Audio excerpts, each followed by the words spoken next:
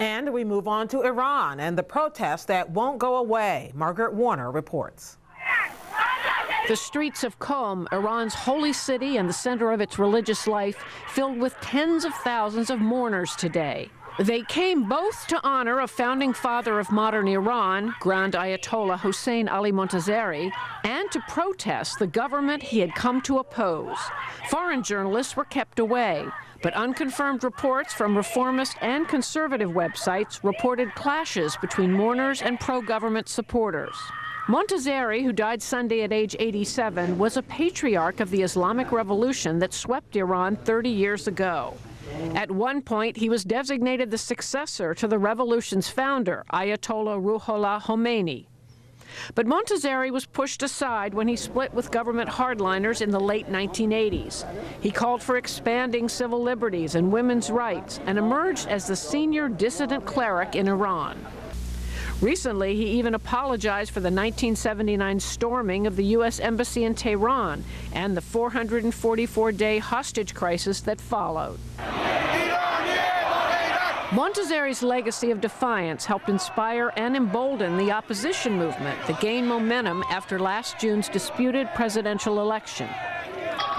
After President Mahmoud Ahmadinejad was proclaimed the winner amid widespread allegations of fraud, Montazeri penned stinging broadsides denouncing the Ahmadinejad government for its handling of the post-election protests.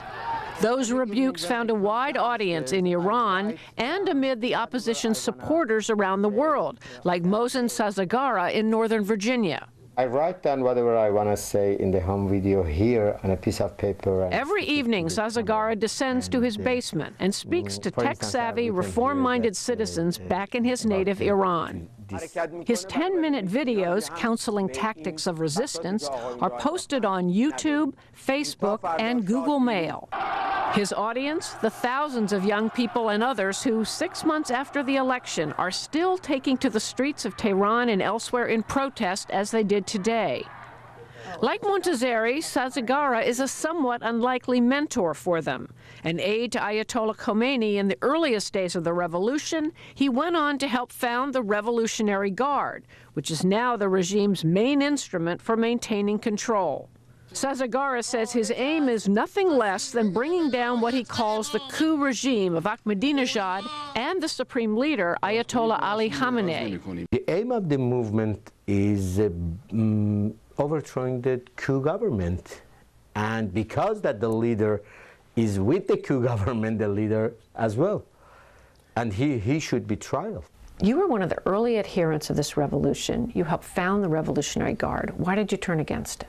Because this Revolutionary Guard is not that Revolutionary Guard that I was one of its founders.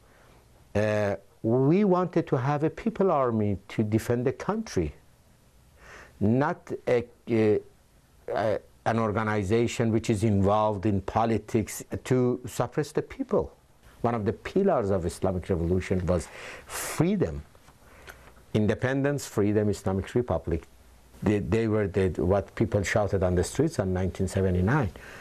But now we have no freedom. Anti-government protests hit their peak in the days and weeks immediately after the election.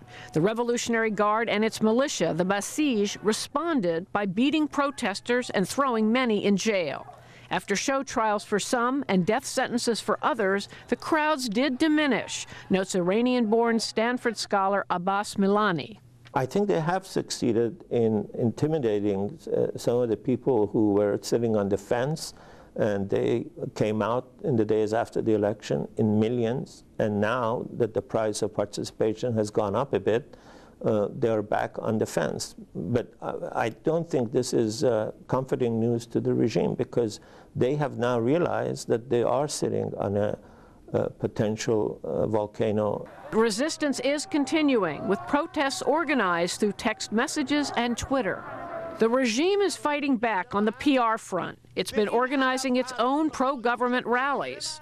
It's also vilifying the opposition with accusations like this new one running on state TV, alleging opposition demonstrators desecrated a photo of the revered Ayatollah Khomeini. And most recently, government-linked newspapers and political figures have been calling for the arrest of senior opposition leaders, including the reform politician who claims to have actually won the election, Mir Hussein Mousavi. If at any time the regime thought that they could get away with arresting him, I think they would. I think the only thing that is barring it is that they know that they're sitting on this seething volcano.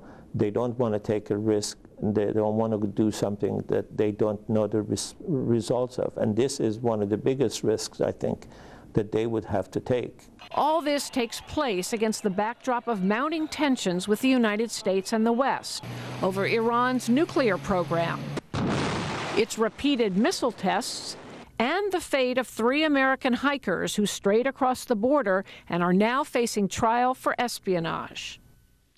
Yet stability at home remains the regime's top priority. In a recent meeting with clerics, Supreme Leader Ayatollah Khamenei said the government would remain stable and the opposition will be destroyed before your eyes. But Mohsen Sazagara insists there are significant splits in the clergy and even in the Revolutionary Guard. Do you think this opposition movement, which you're helping to inspire as well, can really bring down this regime? Yes, I think so. While we are going ahead, we can see that many gaps in the society, for instance, gender gap, generation gap, minorities gap, social class gap, and the gap between knowledge and ignorance of a regime, knowledge of a nation and ignorance of a regime. They are big motivations for a nation to uprise for her rights. Opposition leaders say they plan to show their muscle again next Sunday on the major Shiite religious holiday of Ashura. It will coincide with the 7th day of mourning for Montazeri, adding to the expected outpouring in the streets. What isn't at all clear is how long the regime will tolerate this kind of public dissent. With 2 such determined foes, it would appear that this drama in Iran has many chapters to play out.